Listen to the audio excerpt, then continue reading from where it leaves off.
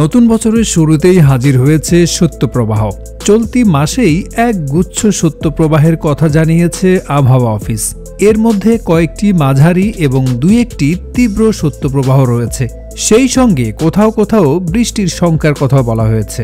দীর্ঘমেয়াদী পূর্বাভাসে এ তথ্য জানায় আবহাওয়া অধিদপ্তর। পূর্বাভাসে বলা হয়েছে, এ মাসে দেশের পশ্চিম, উত্তর ও উত্তর পূর্বাঞ্চলে দুই একটি মাঝারি থেকে তীব্র শৈত্যপ্রবাহ বয়ে যেতে পারে। এছাড়া দেশের অন্যান্য অঞ্চলে দু-তিনটি মৃদু থেকে মাঝারি শৈত্যপ্রবাহ বয়ে যেতে পারে। আবহাওয়া অধিদপ্তর আরও জানিয়েছে, চলতি মাসে দেশের উত্তর, উত্তর পূর্ব, পশ্চিম, দক্ষিণ পশ্চিম ও মধ্যাঞ্চলে এবং নদ নদী অববাহিকায় মাঝারি থেকে ঘন কুয়াশা এবং অন্যান্য অঞ্চলে হালকা থেকে মাঝারি কুয়াশা পড়তে পারে। কুয়াশা পরিস্থিতি কোথাও কোথাও দুপুর পর্যন্ত অব্যাহত থাকতে পারে।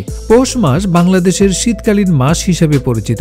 এ সময় হিমেল বাতাস বা ঠান্ডা বাতাস অনুভূত হয়, যার জন্য কয়েকটি ভৌগোলিক এবং আবহাওয়াগত কারণ রয়েছে। এ সময় উত্তর পশ্চিমাঞ্চলীয় ঠান্ডা বাতাস প্রবাহিত হয়। এই ঠান্ডা বাতাস হিমালয় অঞ্চল এবং উত্তর পশ্চিম এশিয়া থেকে আসে, যা শীতকালে তীব্র শীতের কারণ হয়। যখন এই বাতাস বাংলাদেশের উপর দিয়ে প্রবাহিত হয়, তখন এগুলোর তাপমাত্রা অনেক কম থাকে, ফলে ঠান্ডা অনুভূত হয়।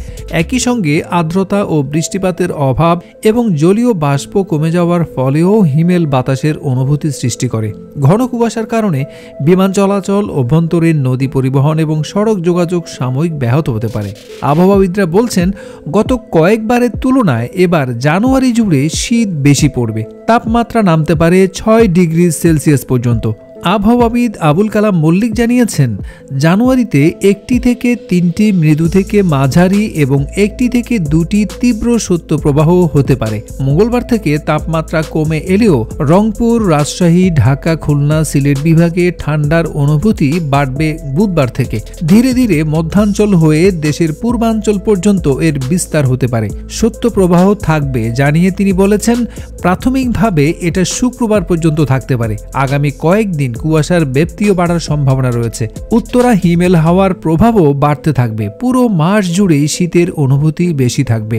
বড় এলাকা জুড়ে সর্বনিম্ন তাপমাত্রা 6 ডিগ্রি সেলসিয়াসের নিচে নেমে গেলে তাকে শৈত্যপ্রবাহ ধরা হয়। 6 থেকে 8 ডিগ্রির মধ্যে থাকলে মাঝারি এবং 8 থেকে 10 ডিগ্রি সেলসিয়াসের মধ্যে থাকলে সেটিকে মৃদু শৈত্যপ্রবাহ বলা হয়। এদিকে আজ মৌসুমের সর্বনিম্ন তাপমাত্রার পাশাপাশি উত্তরীয় ঠান্ডা বাতাস বয়ে চলার কারণে সবচেয়ে বিপাকে পড়েছে দিন এনে দিন খাওয়া কর্মজীবী মানুষগুলো। রিক্সা চালক, কৃষি শ্রমিক, মাটি কাটা শ্রমিক, নির্মাণ শ্রমিক, ফুটপাতের দোকানিরা স্বাভাবিকভাবে তাদের কাজকর্ম করতে পারছেন না।